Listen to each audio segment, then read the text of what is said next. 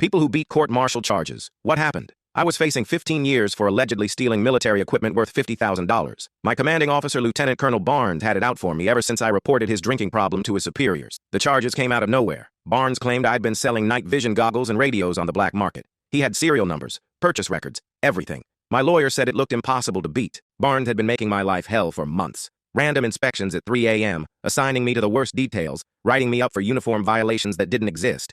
Other soldiers started avoiding me because they thought I was a screw-up. But I knew something Barnes didn't. I'm a tech nerd who loves hidden cameras. After he started harassing me, I'd been recording every interaction with a tiny camera on my uniform. It was paranoid, but it saved my life. The night before my court-martial, Barnes cornered me in the barracks. He was drunk and told me I should just plead guilty to avoid embarrassing my family. He said he had enough evidence to bury me, and that nobody would believe a junior enlisted over a decorated officer. During the trial, Barnes testified under oath that he'd personally caught me loading stolen equipment into my car. He was so confident, describing exact times and dates. The prosecutor was smiling like they'd already won. My parents were crying in the gallery. That's when my lawyer played the recording. Clear as day, you could hear Barnes on the phone with his gambling bookie, talking about how he needed to move the stolen gear fast to pay his debts. He was planning to frame me the whole time, but the best part was what came next. Barnes had been so drunk during that call, he didn't realize he was standing right next to me while I was working on a broken radio. The timestamp on my camera showed he was stealing the equipment at the exact moment he claimed to be catching me. The courtroom went dead silent. Barnes tried to claim the recording was fake,